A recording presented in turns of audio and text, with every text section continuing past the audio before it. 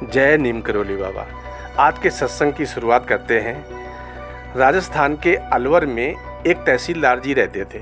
उनके कोई संतान नहीं थी। उन्हें पता चला कि दौसा में हनुमान जी यानी बालाजी का एक मंदिर है जहाँ पर मन्नत मांगने से पूरी हो जाती है। फिर क्या, चल दिए वो मंदिर दर्शन करने के लिए।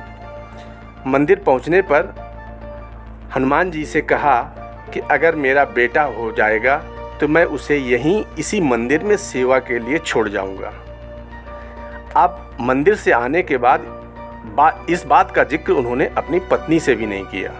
मन्नत मांगने के लगभग 1 साल के अंदर उन्हें एक बेटा हुआ।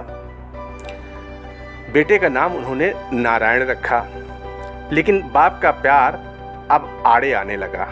उन्होंने हनुमान जी से ही मन कहा कि मैं अपना वचन पूरा नहीं कर सकता, आपका यह ऋण मुझ पर रहेगा।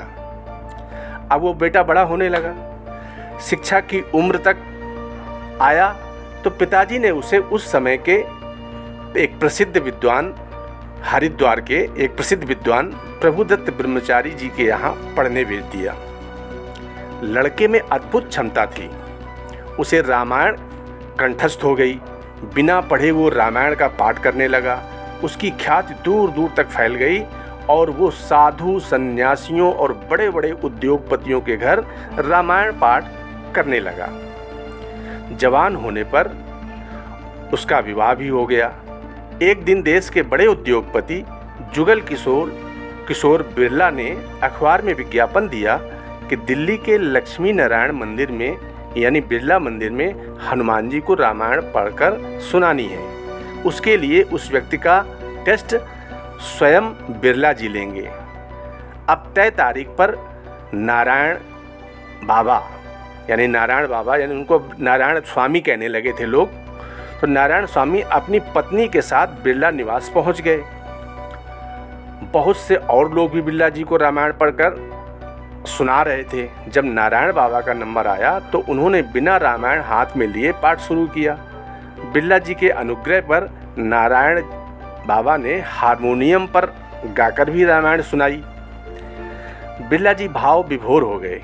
नौकरी पक्की हो गई और सस्ते ज़माने में 350 रुपये की पगार, रहने के लिए बिरला मंदिर में एक कमरा और इस्तेमाल के लिए एक कार भी नारायण बाबा को दे दी गई।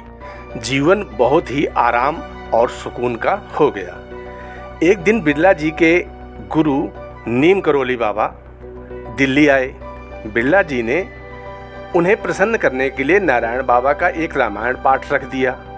बिरला जी ने नीम करोली बाबा से कहा कि एक लड़का है जो रामायण गाकर सुनाता है। नीम करोली बाबा ने कहा कि मुझे भी उस लड़के से मिलना है। जैसे ही नारायण बाबा कमरे में गए तो नीम करोली बाबा ने कहा, तेरे बाप ने हनुमान जी से धोखा किया है।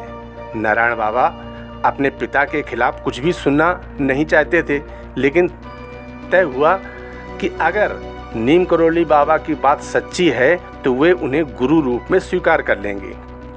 तभी वे तुरंत नारायण बाबा अपने पिता से मिलने के लिए अलवर रवाना हो गए और अपने पिता से कहा कि एक संत आपको हनुमान जी का ऋणी बता रहे हैं और आपको धोखेबाज भी कह रहे हैं। नारायण बाबा के पिता ने कहा कि वो संत अवश्य हनुमान जी ही हो सकते हैं, क्योंकि ये बात सिर्फ उन्हें ही पता है। पिता की बात सुनकर नारायण बाबा वापस चले आए और फिर नीम करोली बाबा को अपना गुरु स्वीकार कर लिया। नीम करोली बाबा ने आदेश दिया कि नारायण, तेरा जन्म हनुमान जी की सेवा के लिए हुआ है, इसलिए छोड़ लाला की नौकरी। अब गुरु आदेश मिलते ही नारायण बाबा ने नौकरी छोड़ दी और दिल्ली के महरौली इलाके में एक जंगल में एक गुप्त मंदिर में आश्रय लिया। बिरला मंदिर से निकलकर सांप, भूतों और एक अनजाने जंगल में हनुमान जी की सेवा शुरू कर दी। नीम करोली बाबा ने आदेश दिया कि किसी से 1 रुपया भी नहीं लेना है और हर साल नवरात्रों में लोगों को भंडारा अवश्य कराना है। अब बड़ी अजीबोगरीब बात थी कि 1 पैसा भी किसी से लेना नहीं है और हर साल हजारों लोगों को खाना भी खिलाना है। लेकिन गुरु ने जो कह दिया वो पत्थर की लकीर है। बिना सोच के उन्होंने अपना काम शुरू कर दिया। नीम करोली बाबा ने बिरला से कहकर नारायण बाबा की पत्नी को घर चलाने के लिए हर महीने पैसे दिलवा दिए, लेकिन नारायण बाबा को पैसे से दूर रखा। 1969 से आज तक इस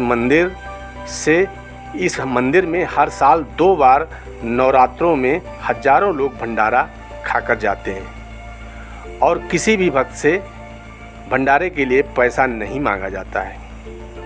नारायण बाबा जो कि अपने दिन की शुरुआत नीम करोली बाबा को रामायण का पाठ सुनाकर किया करते थे और अनवरत उनका यही कार्य चलता रहा। नीम करोली बाबा की समाधि के बाद भी नारायण बाबा प्रतिदिन रामायण का पाठ सुनाते रहे। जय नीम करोली बाबा, जय नारायण बाबा।